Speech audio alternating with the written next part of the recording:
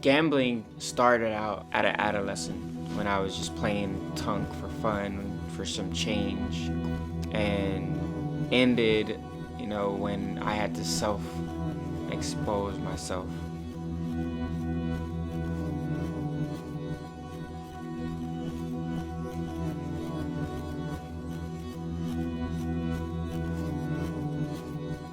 I believe that every time, you go from generation to generation, if there's some type of addiction, it kind of reshapes and reforms. And where my father's addiction may have been like drugs or alcohol, mine was actually gambling.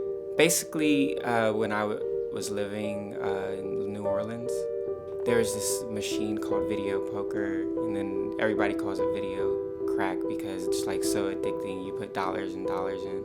I heard about like Harrah's, and I heard about these boats that had like tons of them. I went to this boat in Lake Charles and tried it out there. It was really small but great experience, and it was like, hey, I just put $30 and I got $30 back. So subconsciously it kind of just sat there in my head and like, wow, I can make money this way.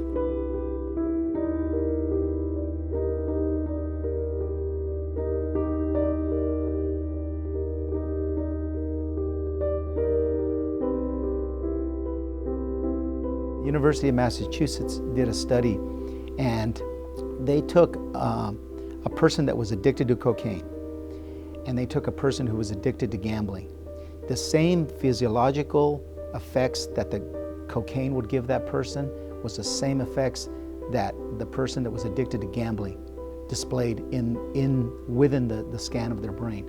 So that has a lot to do with the psychology of what drives someone to a casino, to put money in a machine, to think that they can win even though the odds are ultimately stacked against them. They ultimately know that they can't win, but they know that if they go there, they're gonna get that adrenaline rush. As much as I think I would make money, I never really made money. I would just have some good days and counteract those for the bad days, because I never really wanted to remember the bad days purposely, because if I thought about the bad days, I would just get all negative. You just lose your dignity, like sometimes, with the things that you do when you're at your lowest. And at one point, I was homeless, basically just sleeping in my car. I lost like the respect that I had in my own community. I definitely got suicidal. It was really hard at one time where I broke down and I was crying because I was just like, man, I need help. When it got to a point to where I couldn't hide it anymore, I couldn't hide it because it was surfacing in my life, everything. Like, it definitely got to a point where I lost so much that it was just unbearable, and I couldn't take it. One of the biggest problems that we have in folks that are addicted to gambling is the suicide component of that. I have done some research and talked to many addicted gamblers, and almost always suicide has come into play. At some point within their addiction, they've contemplated suicide.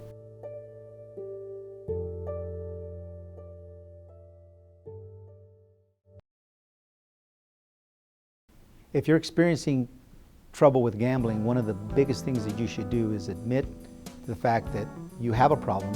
Reach out to a family member, a friend, a clergyman, or dial 1-800-GAMBLER.